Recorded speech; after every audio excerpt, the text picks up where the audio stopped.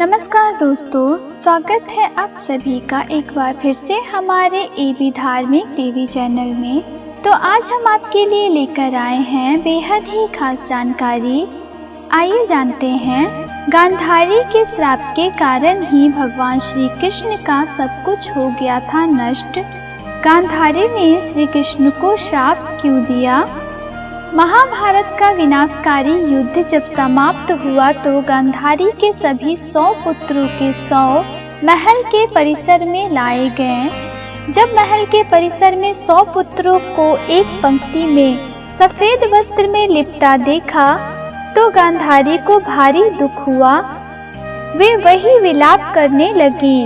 इसी बीच वहां पर श्री कृष्ण आ गए। भगवान श्री कृष्ण गांधारी का बहुत आदर और सम्मान करते थे। श्री कृष्ण शोक व्यक्त करने के उद्देश्य से जब गांधारी के पास पहुँचे तो श्री कृष्ण को देखकर गांधारी को क्रोध आ गया। विलाप कर रही गांधारी ने रोते रोते ही श्री कृष्ण से कहा कि ये सब तुम्हारा ही किया हुआ है। गांधारी ने श्री कृष्ण से कहा कि श्री कृष्ण, यदि तुम चाहते तो इस युद्ध को टाला जा सकता था, लेकिन तुमने ऐसा नहीं किया। गांधारी ने श्री कृष्ण से कहा, इस कृत्य के लिए तुम्हें कभी माफ नहीं करूंगी। श्री कृष्ण दोनों हाथों को जोड़कर गांधारी के सभी बातों को धैर्य पूर्वक सुन रहे थे।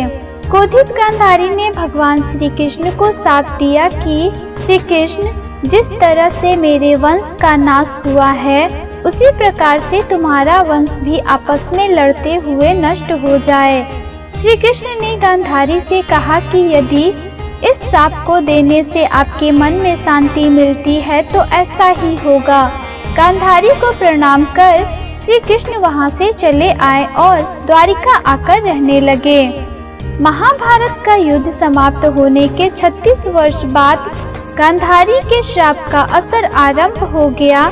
अभिशाप के कारण द्वारिका में अपशकुन शुरू हो गए। एक दिन द्वारिका में कुछ ऋषि मुनि आए जिनका यदुवंशी बालकों ने अपमान कर दिया। इसके बाद शाप का प्रभाव और तेजी से बढ़ने लगा। एक दिन सभी ने एक ऐसा पेय पदार्थ पी लिया जिससे वे आपस में एक दूसरे को मारने लगे। इस घटना में भगवान श्री कृष्ण और कुछ अन्य लोग ही जीवित बच सके। एक अन्य कथा के अनुसार एक गृह युद्ध में सभी यादव प्रमुखों की मृत्यु हो गई।